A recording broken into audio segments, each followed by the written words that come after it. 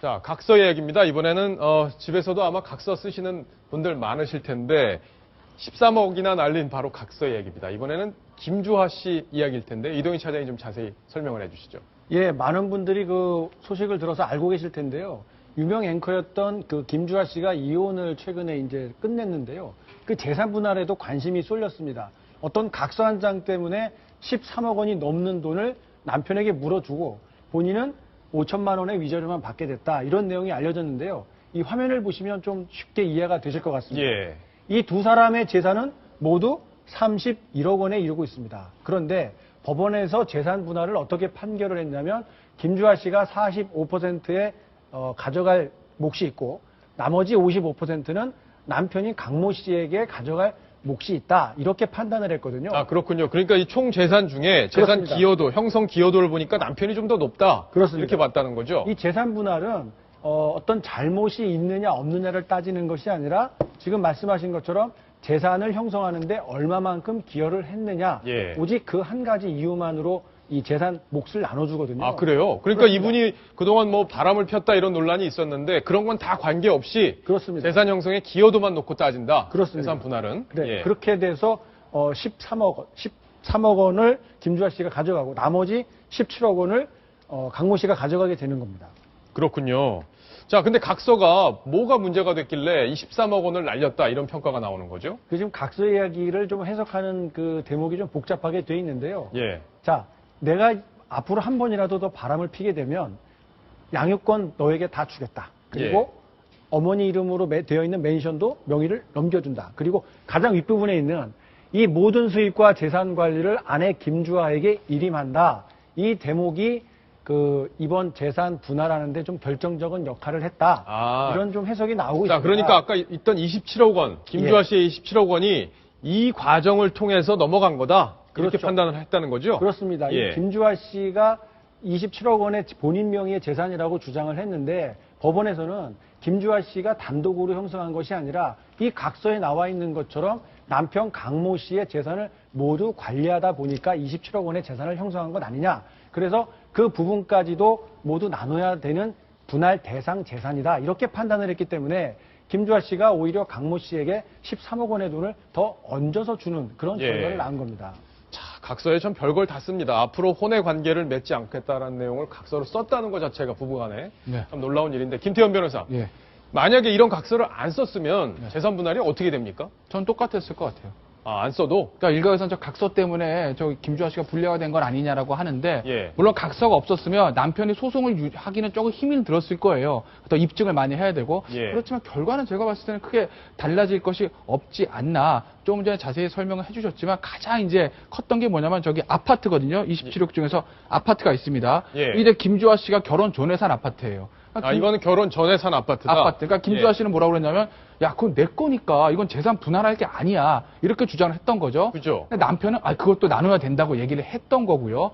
그런데 이제 재판부가 보기엔 뭐가 있었냐면, 아파트는 김주하 씨가 산 게 맞는데, 중간에 그 채무 같은 걸 변제하고 이러는 과정에서 아파트를 유지하는데 남편의 기여가 굉장히 컸다라는 거죠. 그렇기 때문에 이게 이제 재산 분할 대상이라고 본 건데 남편의 기여가 컸다는 걸 입증하는 중요한 자료로 아까 각서가 들어간 겁니다. 왜냐하면 예. 각서에서 모든 재산 관리를 임한다고 그랬거든요.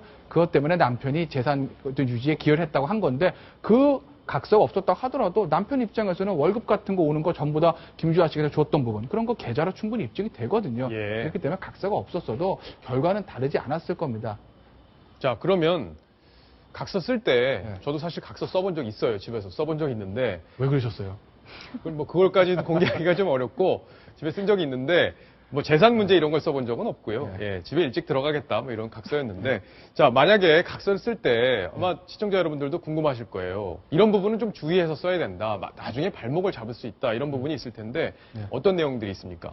일단 뭐 앵커가 말씀하신 집에 일찍 들어가겠다는 각서 있잖아요. 예. 그럼 뭐 앵커께는 다행이지만 절대 효력 없습니다. 이제 늦게 들어가셔도 되고요. 아, 그래요? 네. 그럼 예. 왜 그러냐면은 대부분 이제 부부 사이 각서 쓸 때 그런 것이거든요. 뭐 술을 먹지 않겠다. 예. 하다못해 제일 심한 건 이제 바람을 피지 않겠다 이런 것인데 그건 어떻게 보면 너무 바람을 피지 않겠다는 건 당연한 겁니다. 예. 그러니까 당연한 거를 약속을 하는 것 자체를 효력을 인정하진 않아요. 아, 그래요? 더군다나 집에 늦게 들어가지 않겠다, 술을 마시지 않겠다, 담배를 피지 않겠다는 거는 사람의 행동을 제약하는 것이거든요. 예. 그러니까 그런 각서는 효력이 없는 것이고요. 자, 그럼 효력이 있는 것, 없는 것 좀 구분을 해서 설명을 해 주시죠. 예, 저기 보면 내가 만약 뭐뭐 한다면 예. 뭐뭐뭐 하겠다라는 건데 저거는 대부분의 꼭 그런 거 아니지만 대부분 효력이 없습니다. 없다, 이거는. 예. 그러니까 되게 각서는요 굉장히 간명해야 됩니다.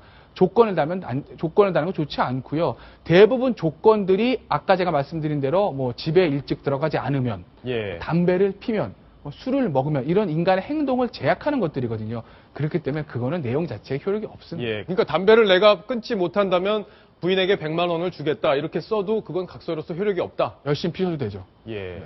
좋은 정보네요. 자, 전 재산을 준다. 이건 뭔가요? 그것도 효력이 대부분 없죠. 아, 전 재산을 다 준다고 여기다 각서를 써도 각서 예. 같은 것도 굉장히 구체적으로 쓰셔야 돼요. 그러니까 예. 재산의 범위라든지 예를 들어서 이 김주화 사건 경우에 각서 썼다고 하잖아요. 그 각서 가지고 예전에 약정금 소송에서 한 4억인가 받은 적이 있어요. 예. 그때는 왜 그랬냐면 어느 재산 얼마를 준다고 굉장히 구체적으로 기재를 했거든요. 그렇기 때문에 추상적으로 전 재산을 준다라는 각서는 효력이 없을 가능성이 높아요. 예.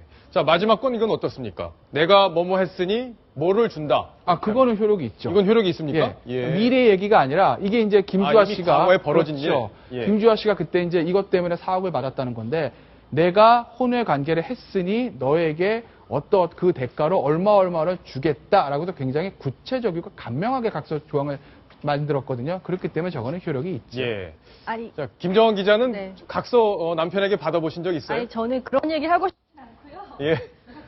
저희 개인사를 너무 캐물으시는 경향이 있어서 예. 그런데 뭐 저녁 6시면 모든 가족들이 단란하게 둘러앉아서 이 톱10을 보실 텐데 나중에 발목을 잡히지 않아야 된다면서 이 각서의 조건까지 가르쳐 주시는 게 예. 오히려 가정 내 불화를 조장하는 게 아닌가? 예, 아니 혹시나 해서 만약을 대비해서 저희가 이제 이런 코너를 만들었는데 아마 궁금해 하시더라고요. 각서를 어떻게 써야 될지 하시는 분들이 있었기 때문에 저희가 준비했는데 김정은 기자한테 좀 혼이 났네요. 이동희 차장. 네. 그럼 결과적으로 김주아 씨는 이제 이혼을 하게 됐고 이제 그 정리가 다 끝난 거죠. 그렇습니다. 정리가 완벽하게 끝난 건가요? 더 이상 절차가 없나요? 양육권하고 위자료 문제까지 모두 해결이 됐거든요. 예. 왜 남편의 외도 때문에 그 정신적인 피해가 있었다 이렇게 인정이 돼서 김주아 씨는 남편으로부터 5천만 원의 위자료를 받게 됐습니다. 그리고 13억 내주고 5천만 원 받은 거네요. 그렇습니다. 예. 그리고 또 한 가지가 더 있는데요. 바로 두 자녀의 양육비입니다. 김주아 씨하고 강 씨 사이에는 남매를 두고 있었는데요. 2006년생과 2011년생입니다. 아직 나이가 어린데요. 성년이 될 때까지 매달 200만 원을 지급한다. 예. 200만 원씩이죠. 그러다 보니까 그 금액을 모두 계산해 보면 6억 3,200만 원이 됩니다. 그렇군요. 적지 않은 액수인데요. 이렇기 때문에 이런 그 양육비까지 지원을 해주게 판결이 나와 있기 때문에 재산 분할에도 영향을 미친 것으로 보입니다. 예. 자, 13억 원을 결국엔 남편에게 줘야 하는 김주아 씨의 이혼 이야기까지 정리를 해봤습니다.